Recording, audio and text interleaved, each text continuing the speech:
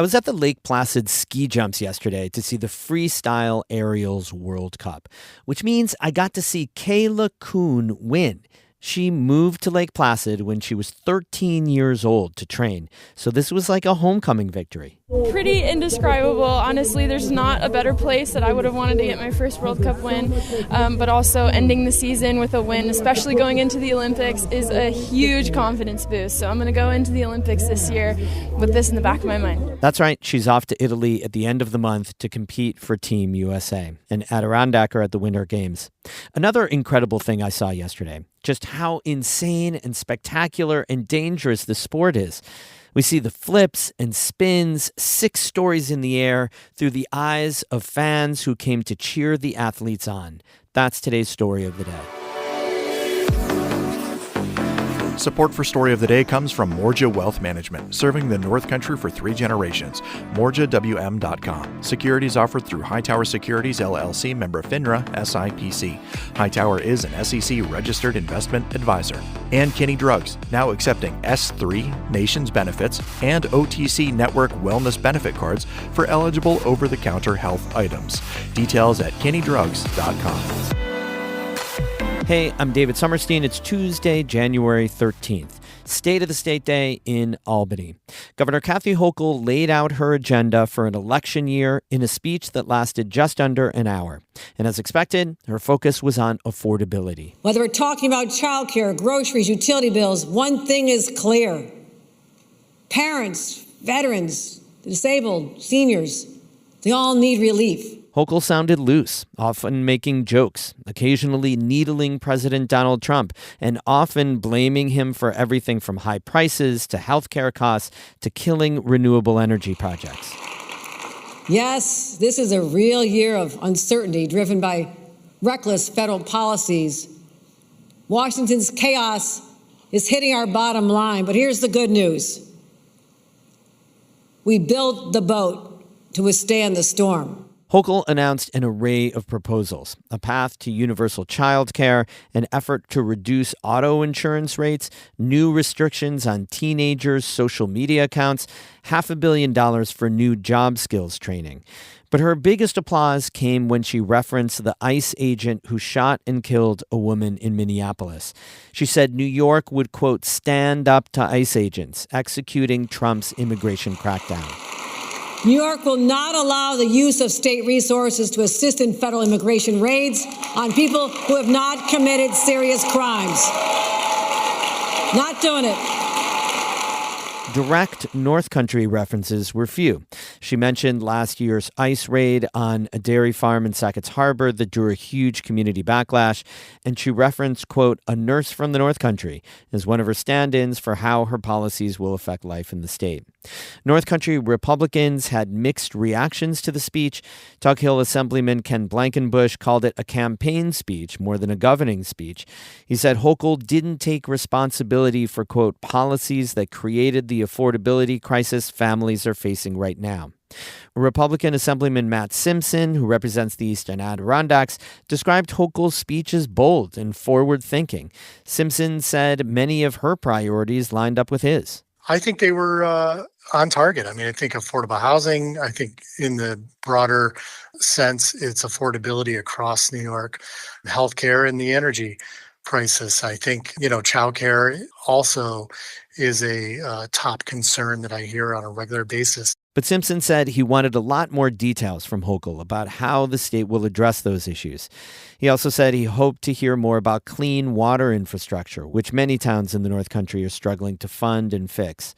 We'll have stories on key issues that could affect our region, including childcare, nuclear power, and immigration, tomorrow and in the coming days on Northern Light and Story of the Day.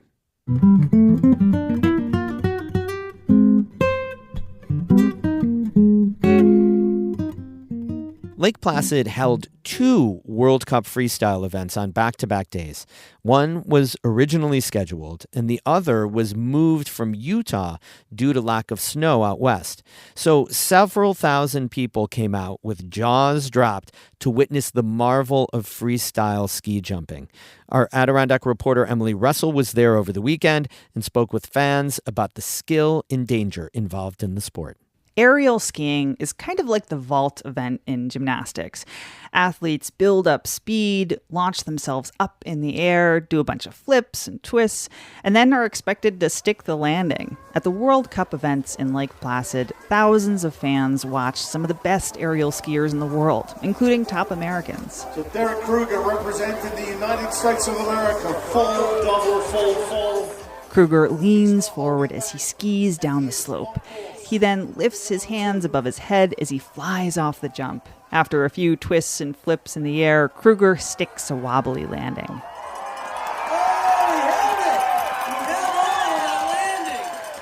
What's it like to watch these guys fly through the air? It's pretty amazing. It's not usually something that you get to see every day. That's Leland Laut Carpenter. He's 12 years old. Leland and his dad, Jesse, drove down from Morrisonville, just west of Plattsburgh, to watch the World Cup aerials on Sunday. On Monday, some local schools bussed their students in to watch the event. Jesse Carpenter says it's pretty special that kids in the area get access to these kinds of competitions. I think it opens up an opportunity for locals, youngsters like my son Leland. He skis at a smaller area called Beartown Ski Area. We have a T-bar, so for him to come to see this, an hour away from where we live is pretty cool, pretty awesome. The event was actually 2 World Cup competitions combined over 2 days. Utah was originally supposed to host one of the events, but had to move it to Lake Placid because of a lack of snow. A skier from Ukraine tackles the same series of flips as the American man, but ends up with a cleaner landing. Oh yeah, he likes that. Nice jump for Jan. I asked Leland if seeing this kind of high-flying sport makes him want to take on bigger ski jumps. No, I'm fine doing smaller jumps because you never know what could go wrong. We don't see any big crashes on this day, but some of the landings look pretty rough. A few skiers land hard, their backs and heads slamming into the ski slope. Hunter Williams knows all about the risks and rewards of winter sports. He's a skeleton slider from Pittsburgh. Williams came to cheer on the athletes after his own races in Lake Placid. Everyone says skeleton's crazy. These ladies and gentlemen are way crazier than we are, for sure. Why do you say that? I mean, they're launching themselves 60 feet in the air doing flips, Wow.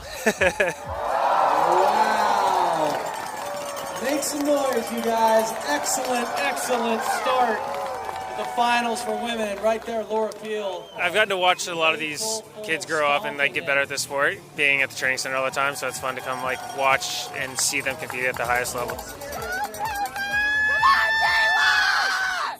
2 American women make it to the finals on this day, including Kayla Kuhn. She tackles 3 twists and 3 flips for her second jump of the day.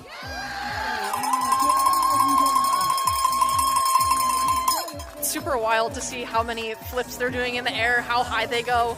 That's Maria Rumfola. She's a college student at Cornell and is here in the crowd with her mom, Jennifer, who says the 2 are having a blast. Lake Placid is great. Perfect little ski town, taste of the Adirondacks. The weather couldn't be better. Blue skies, perfect.